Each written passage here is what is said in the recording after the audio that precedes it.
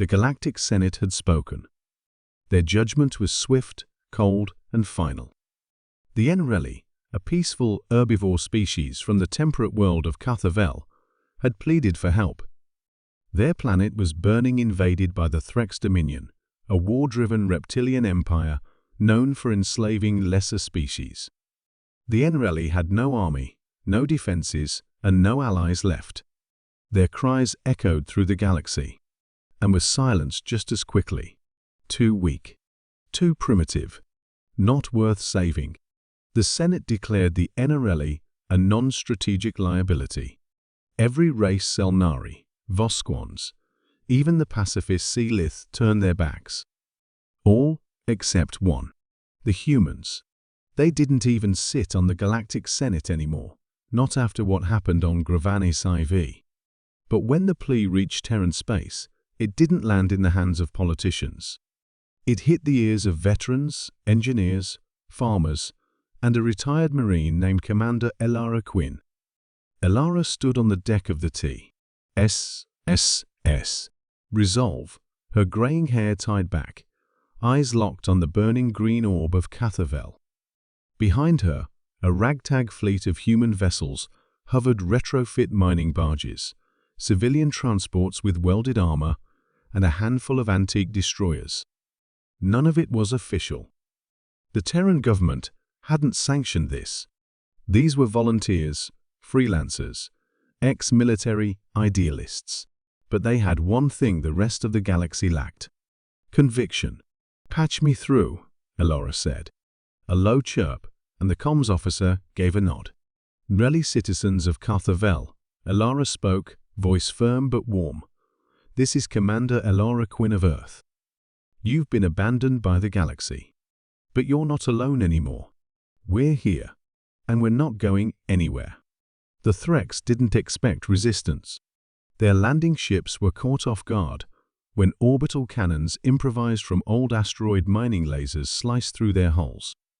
Human drop pods screamed through the sky, slamming into the ground like thunder. The Enreli had never seen war.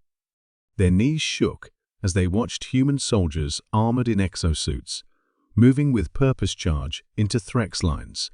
One young Enreli, Velen, hid in a ruined temple with his younger sister when the fighting reached their village.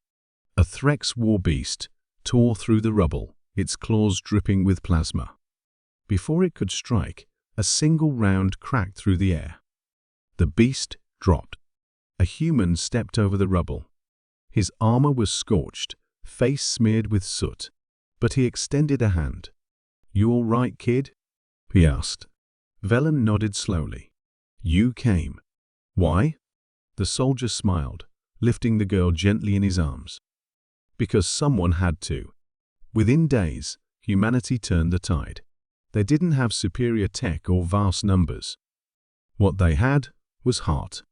Where others calculated cost-benefit ratios, humans fought with fury, grit, and something the Threx had forgotten existed in war: compassion. They shared food, patched wounds, and taught the Enreli how to dig trenches and hold a line. They sang around campfires, told stories, and promised they would not leave them. Not this time. When the Threx High Commander demanded their surrender, Elora responded by transmitting a live feed. It showed a single human sniper team, 2 kilometers away, taking out a Threx command post, followed by civilians cheering as human medics treated the wounded. "We don't negotiate with slavers," Elora said. "You want this planet? Come and take it." They tried. They failed. The Galactic Senate watched in silence. What they saw wasn't strategy, it was stubbornness.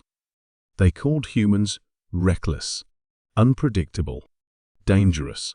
But the Enreli called them something else: family. When the last Threx gunship fled the atmosphere, the Enreli didn't just celebrate. They wept. For the first time in memory, someone hadn't just saved them, they had stood with them. And they never forgot. Years later, the Enreli stood proudly at the reformed Galactic Assembly. No longer voiceless, no longer weak. And at their side, not behind them, stood a delegation from Earth. When a Selnari diplomat scoffed, "Why do humans always interfere in everyone's problems?" Velen, now ambassador of the Enreli, answered simply, "Because when the galaxy turned away, they turned toward us." And across the stars, whispered in the dark corners of frightened worlds, the legend grew: if you are weak, if you are small, if the strong have abandoned, you look to the stars. Listen for the Terrans, because they never leave anyone behind. Not on their watch.